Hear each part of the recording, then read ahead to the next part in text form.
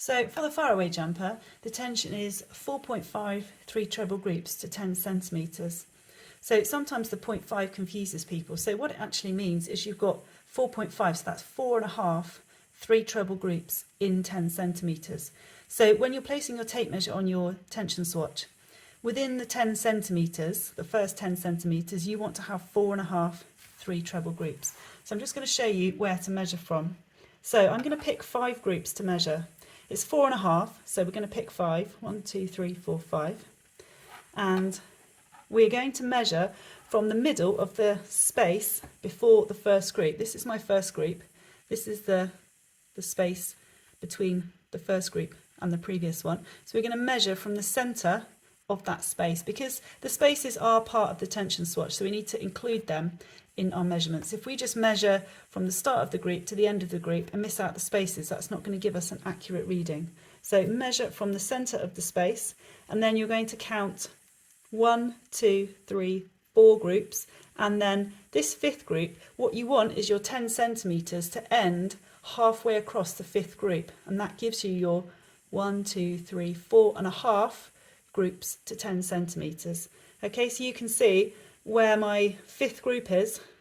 There's 3 trebles making up that group. The middle treble is exactly where my 10 centimetre line is.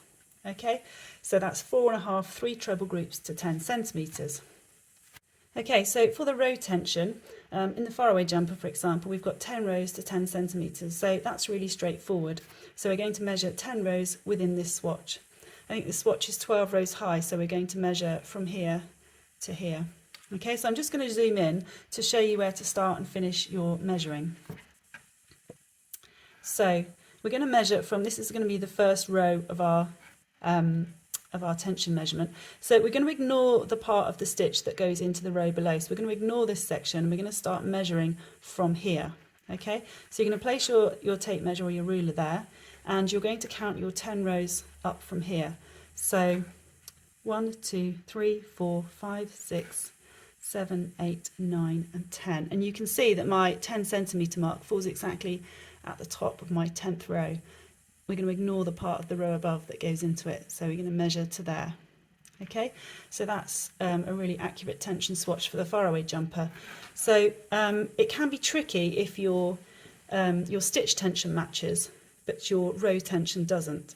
And people often ask me what to do. And I think that when you're making garments, it's just a really good idea to try and get confident with adjusting the length anyway, so adding and taking out rows in the body and in the sleeves, because at the end of the day we all have different body sizes, and often sleeves can be too long or too short, and so you're going to need to take out or add rows. And I do try to suggest where to do this in patterns, especially my more recent ones. So with top down garments it's really easy, because you can try it on and you can normally get an idea of how many extra rows you need to add. If it's in the yoke it's a bit tricky, but you can still add in and take out rows, and I can always give advice on how to do this. But if your stitch tension is on and your row tension is just a little bit off, I would still go with it, but just maybe add or take out some rows. Obviously if your stitch tension is off, if you're getting too many groups into your 10 centimetres, you're going to need to go up a hook size, and I'd always go up half a hook size first, so up to like 4.5 and then up to 5 if necessary. And if you're getting not enough groups in your 10 centimetres, then you're going to need to go down a hook size to make your 3 treble groups smaller, so that you're getting more groups within your 10 centimetres. I'm just going to show you a granny stripe panel that I've got, which was actually part of a Granny Rocks cardigan I started years ago. So I'm just going to show you for the granny go round. You're looking at 5 3 treble groups to 10 centimetres. So you would start measuring in the middle of the gaps. I'm going to measure these bright pink ones here.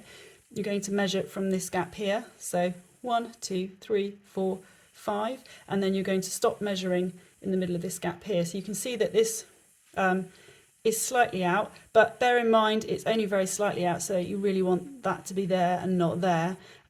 Crochet does stretch, so to be honest I wouldn't worry if it's only a few millimetres out. It's very hard to get it spot on, and if I give it even the tiniest of stretch, you can see that it's now spot on, and my 10 centimetre mark is falling halfway between the gap between the last group and the group after. So that's my 1, 2, 3, 4, 5 groups going from the middle of the gap here to the middle of the gap here.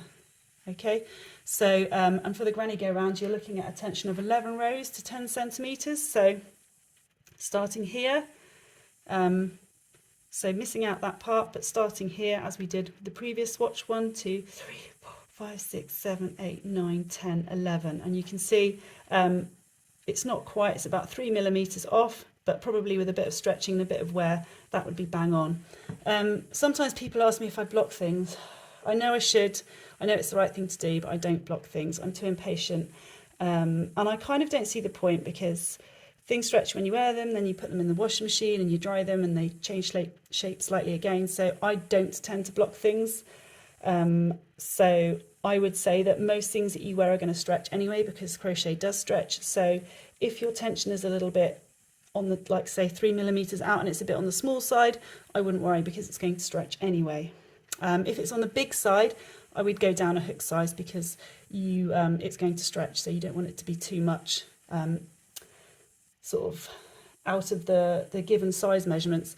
Now if you're working and your tension is out, this is how much of a difference it can make. So for example, the granny go round is 5 3 treble groups to 10 centimetres. If you're getting 5.5 3 treble groups to 10 centimetres, you're getting half a group every 10 centimetres. Okay, if you think about the fact that tension is 5 groups to 10 centimetres, that means that, well, 10 divided by 5 is 2. So each cluster, each 3 treble group is worth 2 centimetres. That's including the sort of space either side of it, or half the space either side of it. So if one group is 2 centimetres, half a group is a centimetre. So if every 10 centimetres you're gaining half a group, you're gaining a centimetre. So if your garment is 70 centimetres wide, you're actually gaining 7 centimetres. So you're making your garment 7 centimetres wider across the front and across the back. So that's an extra 14 centimetres onto your circumference, which is, you know, that's going up quite a few sizes actually. So it's really important that your tension is spot on, which is why I get a lot of messages saying, well, I really like the granny go round, can I make it in 4-ply or can I make it in Aran? I'm like, I just wouldn't advise it unless you're really confident with looking at the maths and the measurements and adjusting. I wouldn't do it, because it will come up a completely different size, and I can't obviously guarantee the results, and we all want our garments to fit. So hopefully that's been helpful. Let me know if you have any questions in the comments below, or if there's anything I've missed, and I will try to answer them.